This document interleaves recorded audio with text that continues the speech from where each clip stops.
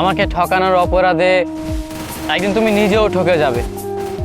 আমাকে ভীষণভাবে ঠকানোর জন্য হলেও একদিন তুমি কারো কাছে ঠকে যাবে।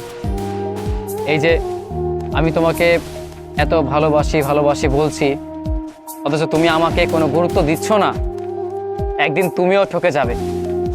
কোনো মানুষ তোমাকে ভীষণভাবে ঠকাবে, তখন তুমি তাকে প্রচণ্ড বলবে যে আমি তোমাকে ভালোবাসি, আমাকে ছেড়ে যেও না। এই কথাগুলো বলার পরও সেই মানুষটা তোমাকে ছেড়ে যাবে। তুমি হিসেবটা মিলিয়ে নিও, একদিন তোমার সাথে ঠিক সেমটাই ঘটবে যেটা আজকে আমার সাথে হচ্ছে। সময় কখনো এক থাকে না।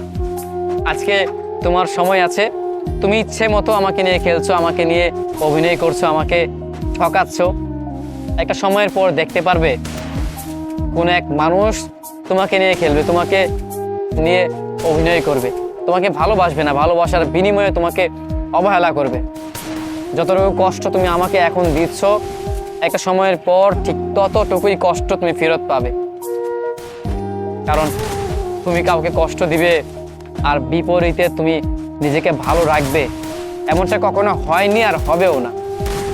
কোনো মানুষ এই কাজটা করেছে যে একটা মানুষের হৃদয়ে কষ্ট দিয়েছে, একটা